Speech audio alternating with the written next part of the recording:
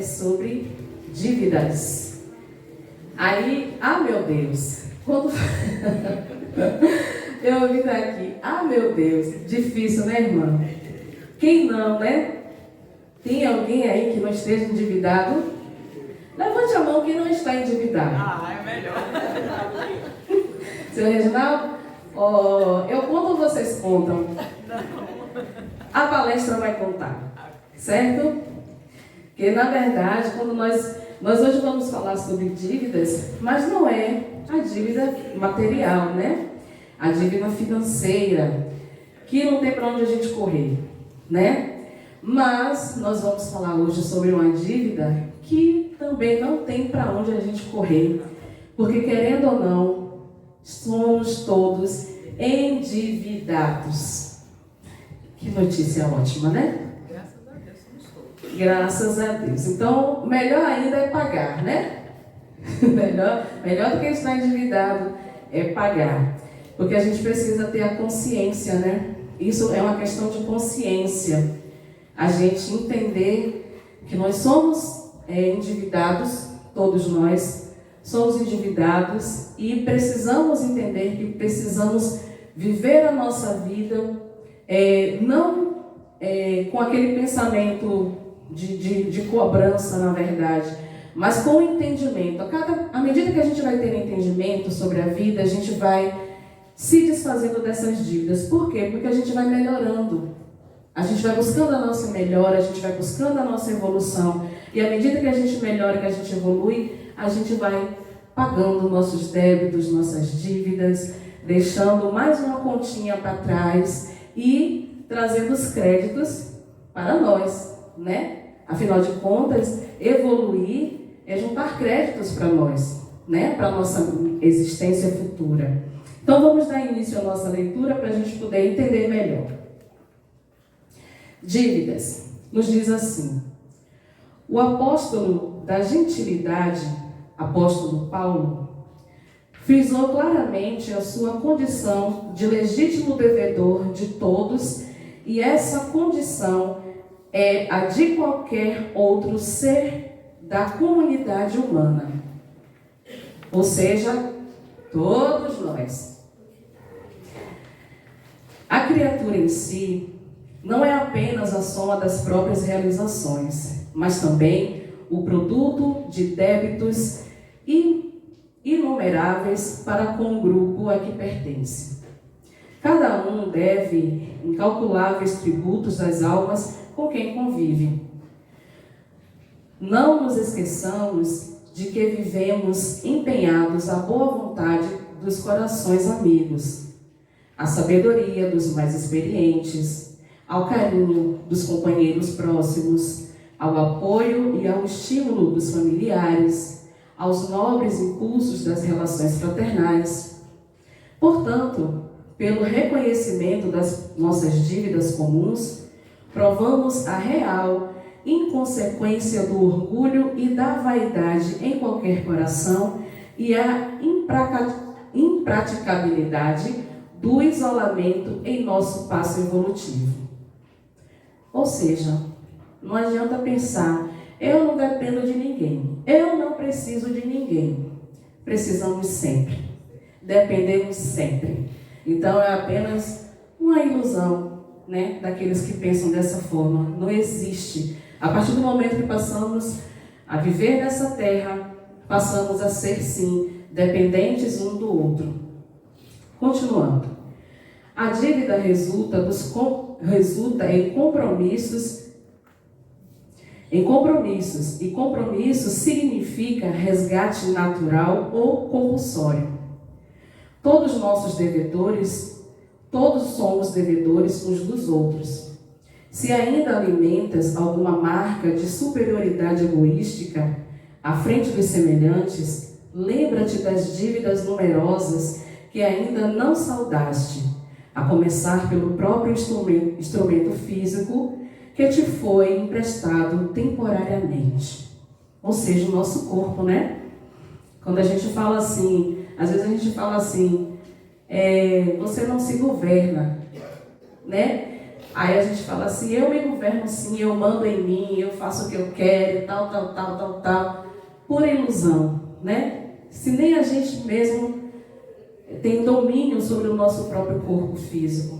Nós devemos lembrar que tudo que nós temos e tudo que vivemos é Deus que nos concede. O corpo físico Ele nos concede como um instrumento ao nosso espírito. Eu, espírito, Aline, preciso desse corpo físico para que eu possa executar as minhas tarefas como espírito encarnado, necessitado de evolução. Eu preciso de um corpo físico. Todos nós já aprendemos, né, sobre espírito, corpo e matéria. O espírito não pode atuar sem um corpo, né? Aqui, para a sua evolução, ele precisa desse corpo. Então, Deus nos empresta esse corpo para que a gente possa efetuar as nossas atividades em busca da nossa evolução aqui na Terra, que é um planeta material. Então, a gente precisa desse corpo, mas então esse corpo não nos pertence. E aí a gente vê tantas e tantas pessoas mutilando seus corpos, né? De várias e várias formas. E aí esquece, ou por ignorância, por não saber, que esse corpo não lhe pertence. E que assim como ele recebeu esse corpo, onde ele concordou que ele teria esse corpo, algumas vezes, que nem sempre, como ele falou aqui, de forma compulsória, tem espíritos que reencarnam, mas muitos nem se dão conta de que desencarnaram e já reencarnaram. Isso é assunto para um outro momento. Mas existem espíritos que reencarnam e nem sabem que desencarnaram e reencarnaram de novo. Então eles não têm nem a oportunidade de opinar devido à sua condição tão necessitada. Mas aqueles que têm o entendimento, o conhecimento, muitos de nós que tivemos a oportunidade de colaborar ali com a nossa programação reencarnatória, a gente vem com a consciência. Eu tenho este corpo porque eu preciso. Eu tenho esta deficiência porque eu preciso. Este corpo precisa ter alguma deficiência, ou precisa ser desse jeito, ou daquele, ou mais gordinho, ou mais magrinho, por algum motivo. Mas aí, muitas vezes, né, quando chega aqui, nós esquecemos e acabamos querendo fazer do nosso jeito. Eu conversava ontem com uma amiga, a gente dizia assim, sobre algum assunto, a gente falava assim, Deus escreve certo por linhas tortas. Aí eu disse, que nada, a linha não é torta não. A gente que não pode apagar o que Deus escreveu, vai lá e bagunça a linha toda, achando que vai mudar alguma coisa. Mas o que Deus escreveu é o que Ele escreveu e pronto. Não tem como mudar. Então, a gente vem com o corpo físico que Deus preparou, deu para nós, e chega aqui e a gente quer mudar tudo, né? Porque a gente não aceita aquele corpo, a gente não aceita daquela forma. E esquecemos que vamos prestar contas a Deus, né? E esquecemos que se não fosse esse corpo, como que nós iríamos cumprir as nossas atividades, as nossas tarefas aqui como espírito reencarnado que precisa evoluir? Eu me lembro, acho que foi uma passagem de Chico Xavier, uma história que ele contava, onde uma pessoa desencarnou. E quando ele desencarnou, ele esteve presente no velório dele e ele ia lá só para agradecer ao corpo físico dele, deitado lá no caixão, e ele chegava para o corpo espírita, para o corpo carnal, e falava, muito obrigada por você ter me servido durante todo esse tempo. E muitos de nós esquecemos disso. Esquecemos que somos necessitados de tudo que há nessa terra aqui. Somos necessitados desse corpo físico, somos necessitados de um pai, de uma mãe que nos aconselha, que nos orienta, de um amigo que nos ouve, de alguém que nos dá um conselho, uma orientação. Então nós não devemos pensar que somos tão autossuficientes que não vamos nunca precisar de alguém. Todos nós precisamos de alguém, desde o nosso nascimento, desde a nossa concepção, desde as programações espirituais lá no alto. Nós precisamos de alguém para nos ajudar. Na nossa caminhada precisamos do auxílio tanto de encarnados quanto desencarnados, nosso anjo da guarda, os amigos espirituais, toda a equipe reencarnatória que nos preparou para estarmos aqui.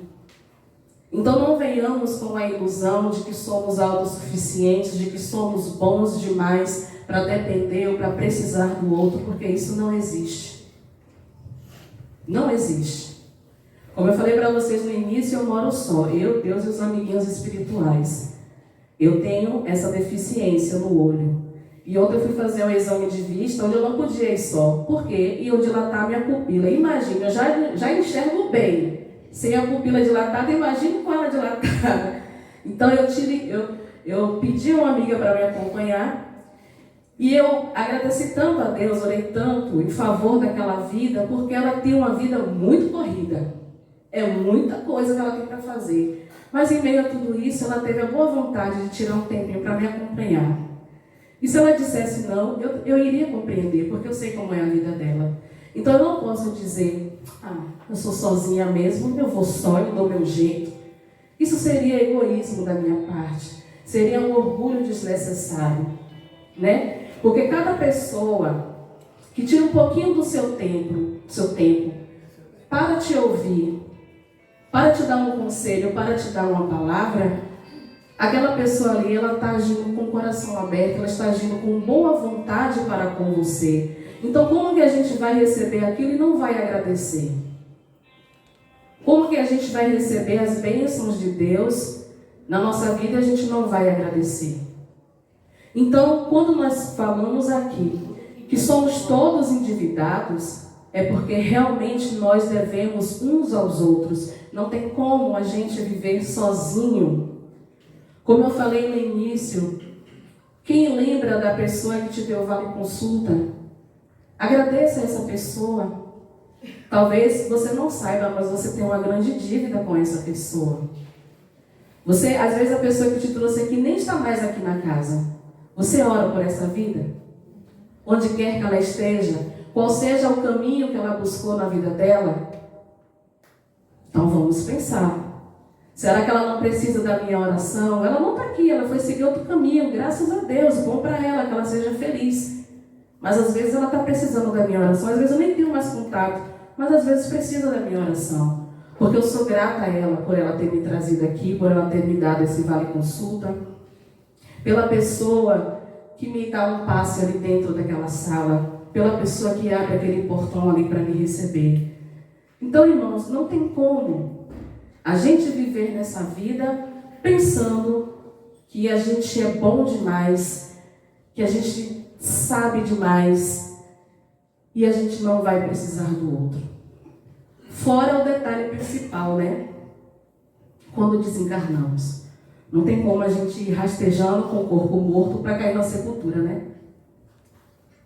Então precisamos de alguém para preparar o nosso corpo, colocar ali num caixão e colocar numa sepultura. Então não existe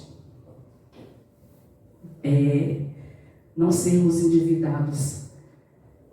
Mas, como eu falei, que venhamos ter a consciência de que a cada momento que eu busco a minha melhora, que eu busco o entendimento, que eu busco evolução, de uma certa forma eu estou agradecendo a todas essas pessoas que passaram e que passam pela minha vida e que me ajudam de alguma forma, porque na verdade é uma semente plantada.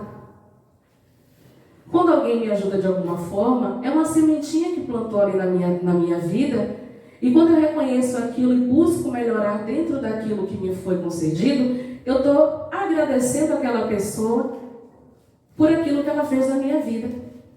Quando eu evoluo, quando eu melhoro, eu estou agradecendo a Deus, aos espíritos de luz, às pessoas que fazem parte da minha vida, porque eu estou melhorando.